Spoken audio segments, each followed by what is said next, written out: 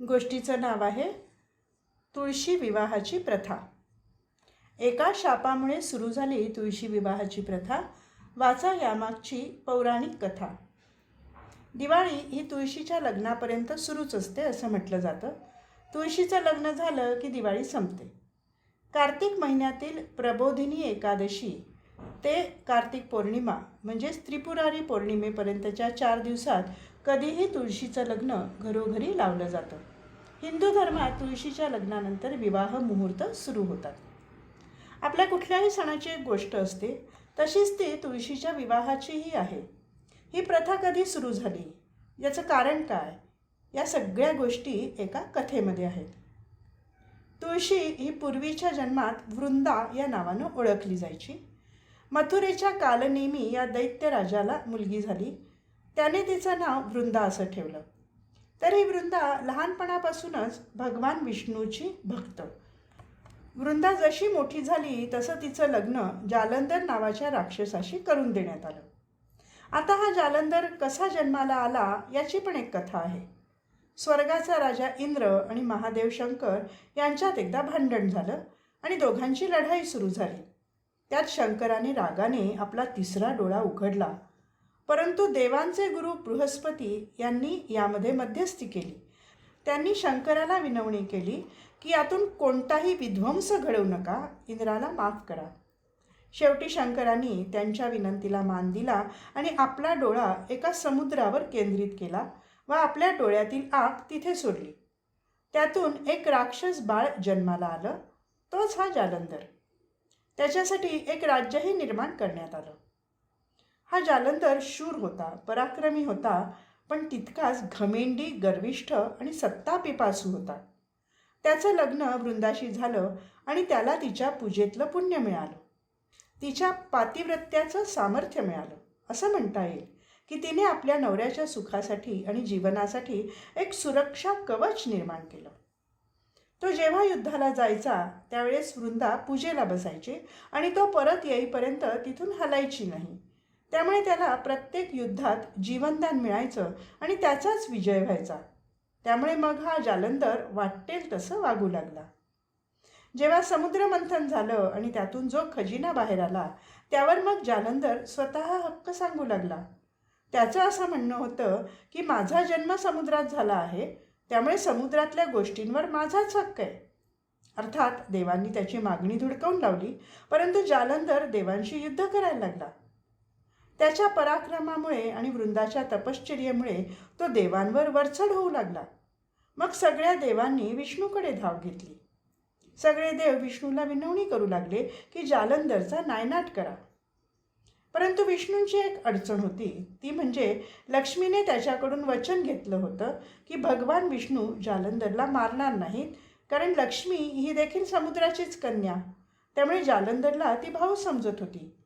भावाचा वध आपल्या नवऱ्याच्या हातून होऊ नये असा तिचा उद्देश होता. त्यामुळे भगवान विष्णू देवांना मदत करू शकत नव्हते.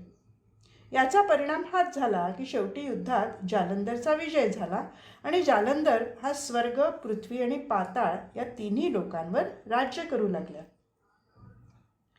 यामुळे देवांना पळताभुई थोडी झाली. मग सगळ्या देवांनी नारदाला मदत करण्यासाठी साकडं घातलं. जालंधरचा वध कसा करायचा याचा एक दुसरा पर्याय देखील देवांनी शोधून ठेवला होता. केवळ भगवान शंकरच जालंधरचा वध करू शकत होते, परंतु भगवान शंकर स्वतःहून युद्ध करणार नव्हते. म्हणून शंकरांनी युद्ध करावं यासाठी देवांना नारदाची मदत हवी होती. नारद देवांना मदत करायला तयार होते. ठरल्याप्रमाणे नारद जालंधरला भेटायला गेले आणि तिथं त्यांचं बोलणं सुरू झालं. नारदांनी त्याच्याकडे असलेल्या सगळ्या गोष्टी बघितल्या. नारदांनी त्याचं कौतुक केलं, पण म्हणाले की हे सगळं छान आहे, पण जालंधर तुझ्याकडे कैलास पर्वत नाही. आणि नारदाने कैलास पर्वत किती सुंदर आहे याचं वर्णन करायला सुरुवात केली. त्याचबरोबर देवी पार्वतीच्या सौंदर्याचंही वर्णन केलं. नारदाचं ते सगळं बोलणं ऐकून घमेंडी जालंधरला वाटायला लागलं, जगातल्या सगळ्या चांगल्या गोष्टी आपल्याकडे असाव्यात, कैलास आपल्याकडे असावा आणि पार्वतीही आपली व्हावी. आणि मग हव्यासापोटी जालंधर कैलास पर्वतावर चालून गेला. तो युद्धाला आला म्हणून भगवान शंकरांनी देखील युद्ध चालू केले. दोघांमध्ये घनघोर युद्ध सुरू झालं. तसा शंकराचा पराभव करणं कोणालाही शक्य नाही, परंतु वृंदेच्या पूजेमुळे जालंधरचा वधही करता येत नव्हता. जालंधरला कोणतंही रूप घेण्याची विद्या अवगत होती. युद्ध करता करताच त्याने शंकराचं रूप धारण केलं आणि तो पार्वतीकडे जाऊ लागला. परंतु पार्वतीने शंकराच्या रूपातील जालंधरला ओळखलं आणि तिनेच जालंधरवरती हल्ला केला. जालंधर पळून गेला.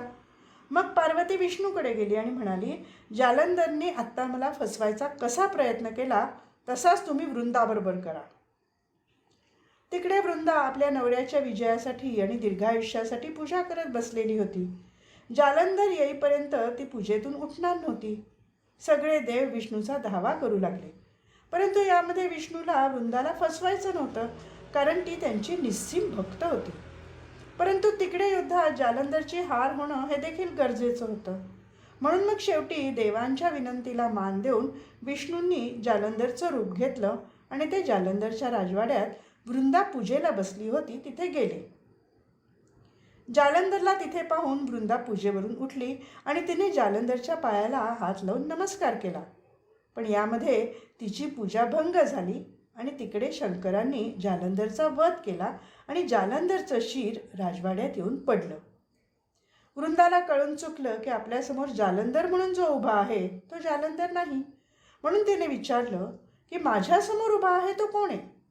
मग विष्णू आपल्या मूळ रूपात परत आले.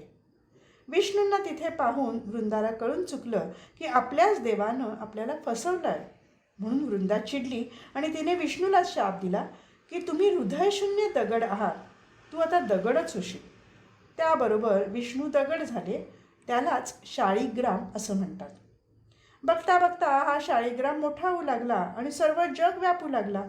त्यामुळे संपूर्ण भूमंडळाला धोका निर्माण झाला. मग परत सगळे देव आणि लक्ष्मी देखील वृंदेची प्रार्थना करू लागले. शेवटी जगाच्या कल्याणासाठी वृंदेने आपला शाप मागे घेतला.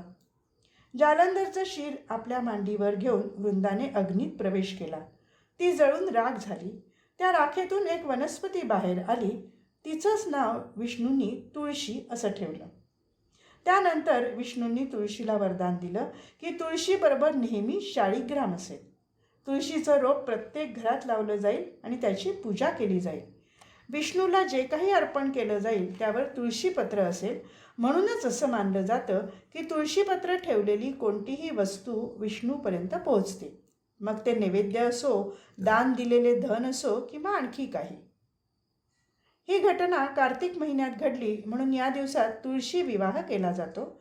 हा तुळशी विवाह करताना तुळशीला सौभाग्याची लेणी दिली जातात. लग्नाचे सगळे विधी केले जातात आणि लग्न लागल्यानंतर फटाक्यांची आतषबाजी देखील केली जाते. विवाहित दाम्पत्यांनी तुळशीचं लग्न लावावं असं म्हटलं जातं.